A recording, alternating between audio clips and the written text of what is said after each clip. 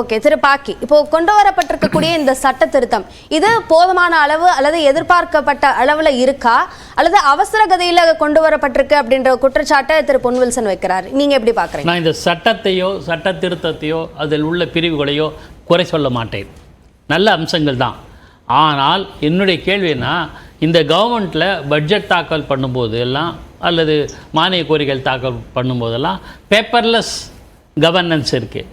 காகிதம் இல்லாத வகையில் தான் மானிய கோரிக்கைகள் கொள்கை பிறப்புகளில் சப்ளை தர்றாங்க சட்டப்பேரவை உறுப்பினர்களுக்கு. ஆனால் சட்டங்கள் எல்லாம் பேப்பர்லேயே தான் இருக்குது. அதுதான் கோளாறு. நீங்கள் சட்டங்களை கடுமையாக்குவதில் எந்த பிழையும் சொல்ல மாட்டேன், எந்த குறையும் சொல்ல மாட்டேன், நோக்கத்தையும் பழுதுன்னு சொல்லலை. என்ன பிரச்சனைனா, இந்த மாதிரி சட்டம் இருந்தாலும் இல்லை என்றாலும் கூட நடவடிக்கை என்ன என்பது தான் கேள்விக்குறி. நாம் இதை ஏன்னா இதில் திமுக அரசாங்கம், அதிமுக அரசாங்கம், காங்கிரஸ் அரசாங்கம், பாஜக அரசாங்கம் நான் பார்க்க மாட்டேன். ஏன்னா இது ஒரு சமூக பிரச்சனை. சமூகத்தினுடைய ஒட்டுமொத்த பல்வேறு கூறுகள், பல்வேறு பிரிவினர் இருக்காங்க இல்லையா, காவல்துறை, வருவாய்த்துறை, மாவட்ட ஆட்சியர் அல்லது வருவாய்த்துறை அல்லது அரசியல்வாதிகள் எல்லாரையும் கொண்ட ஒரு பார்வையில் நம்ம இதை அணுகணும். இப்போ நான் என்ன சொல்கிறேன், நான் ஒரு பொதுவான எல்லா தளத்திலும் சொன்னது இங்கே சொல்கிறேன். சமூக விரோதிகளை பொறுத்தவரையில் கரைவேட்டி மாற்றிப்பாங்க. இன்றைக்கி இந்த கட்சினா அந்த கட்சி ஆட்சியில் கரைவேட்டி பண்ணிவிட்டு அதே சமூக விரோத செயலில் ஈடுபடுவாங்க. இன்னொரு கட்சி ஆட்சிக்கு வந்தால் அந்த ஆட்சி செயல்பாடுகளில் அதே மாதிரி தான் செயல்படுவாங்க. அதே சமூக விரோத செயல்களுக்கு ஆட்சியாளர்களை துணையை அழைச்சிப்பாங்க. என்ன சிக்கல்னா, இது மாதிரி விஷயங்களில் ஆட்சியாளர்கள், ஆளுங்கட்சியினர் அதை பற்றி யோசிக்கணும்.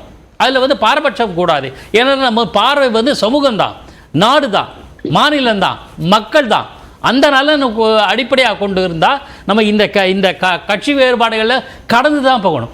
மாண்புமிகு முதலமைச்சர் இன்றைக்கி படித்த சட்டத்தை தொடர்பான அவர் உரையாற்றியதெல்லாம் நல்லாவே இருந்தது, பிரமாதமாக இருக்குது. நான் பாராட்டுறேன். நான் என்னுடைய பார்வை அதில் நோக்கத்தை நான் பழுது என்று சொல்ல மாட்டேன்.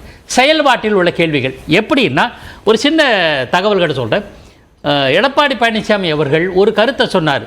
செந்தில்குமார் என்ற அவரது கட்சி உறுப்பினர் ஒருவர் கவன ஈர்ப்பு தீர்மானம், இதே கள்ளச்சாராயம் தொடர்பாக சில கவன ஈர்ப்பு தீர்மானம் கொண்டு வர முயன்றார், அது புறக்கணிக்கப்பட்டது அப்படின்னு புகாரை சொல்கிறார். நமக்கு டீட்டெயில் தெரியாது, அவர் சொல்கிறது சொல்ல. அப்படின்னா இது மாதிரி விஷயங்கள் ஏன் கவனம் செலுத்தாமல் தவறி அதான் இல்லை. முக்கியமாக இதில் திண்டுக்கல் சீனிவாசன் சொன்ன ஒரு கருத்தையும் நம்ம பார்க்க வேண்டியிருக்குல்ல.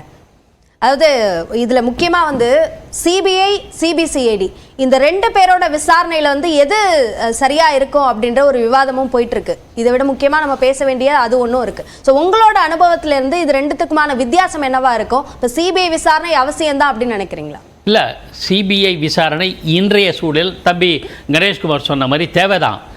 ஏன்னா சிபிசிஐடி மீது நமக்கு ஏற்படுகிற சந்தேகம் தான். இந்த சட்டம் கொண்டு வந்த சரத்திலேயே அதிகாரிகள் மீது தண்டனை, அதிகாரிகளுக்கும் உண்டான தண்டனை என்று நினைக்கிறேன். அப்படி அந்த இதெல்லாம் சேர்க்கிறாங்கன்னா அதிகாரிகள் குறைவாக செயல்படுவார்கள், அல்லது இது போன்ற சம்பவங்களை கண்டுகொள்ளாமல் இருப்பார்கள், அல்லது பச்சையை சொல்லணும்னா அது நேரடியாக சொல்கிறதுக்கு எனக்கு தயக்கம், அது கையூட்டு பெறுவார்கள் என்கிற பார்வையில் வரக்கூடும் சமூக விரோதிகள் இந்த மாதிரி சம்பவங்களில். அப்போ அவர்களே நம்ம முதல்ல திருத்த வேண்டிய சூழல் இருக்கு இல்லையா? அதைத்தான் நான் சொல்கிறேன். இது எந்த கட்சி ஆட்சி நம்ம அந்த பார்வையே கிடையாது. ஸோ அந்த விஷயத்தில் சிபிஐ இன்றைக்கி உடனே சொல்லலாம், சிபிஐ எங்கே வானத்திலேருந்து வந்துதான்னு ஜெயலலிதா அம்மா கேட்டாங்க, அதை கோட் பண்ணலாம். சிபிஐ மத்திய அரசாங்கத்து கையில் இருக்குது, அவங்க பல்வேறு நடவடிக்கை எடுக்கலையா, அரசியல்வாதிகள் எல்லாம் கேட்கலாம், லாஜிக் தான். ஆனால் இது சமூக பிரச்சனை, குற்ற சம்பவம். This has nothing to do with politics.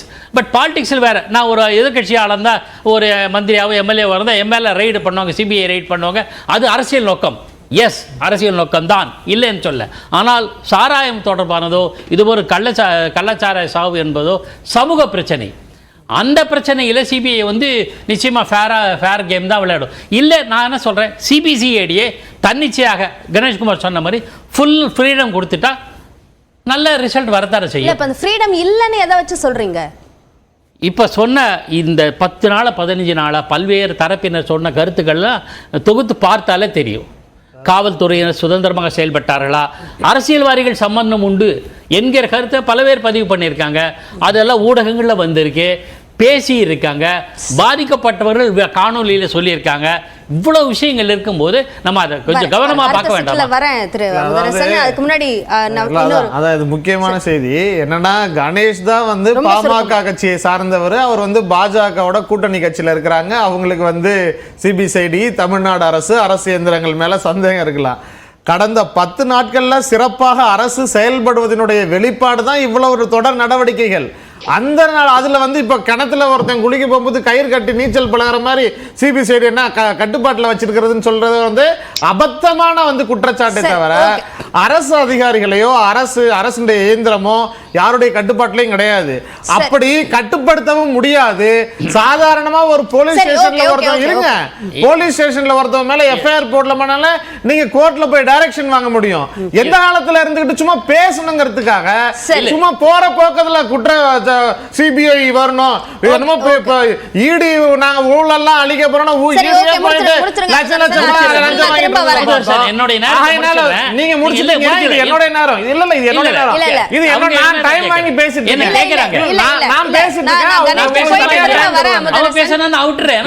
உங்களுக்கு அவங்க தனியா டைம் தராங்க, சும்மா வளராதீங்க இருங்க. அதாவது என்னோட டைம்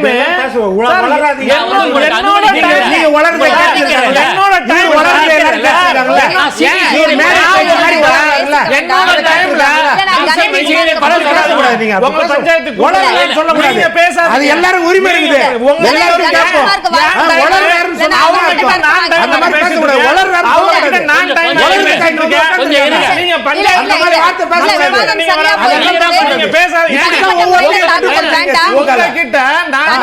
பேசிட்டு இருக்கேன், அவர் எதுக்கு உங்க இடையில வந்து பேசிட்டு இருக்காரு? பத்திரிகையாளர் போர்வையில, நடுநிலை போர்வையில அரச குறை சொல்றதுக்காக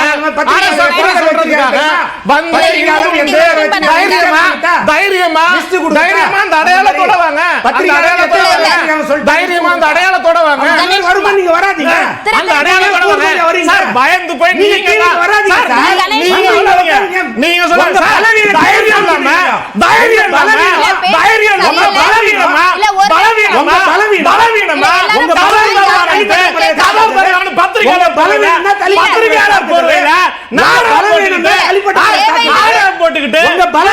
கூலி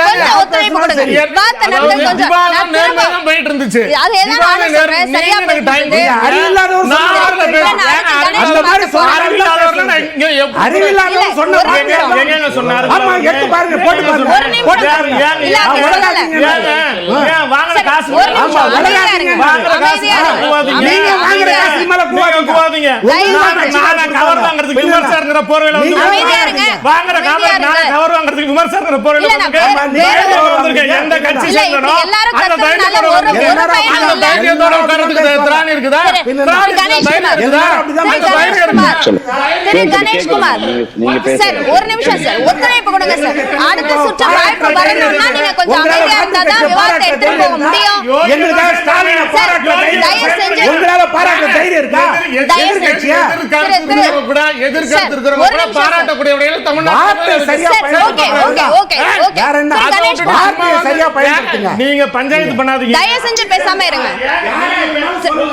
கொஞ்சம் ஒத்துழைப்பு கொடுங்க தயவு செஞ்சு. நேர்மை இல்லாம சொல்லலாம், நேர்மை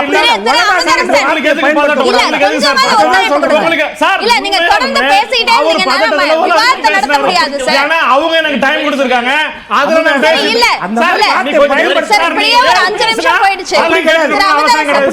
நீங்க பேசுறீங்கன்னு கேட்டுட்டு அவசியம் கிடையாது.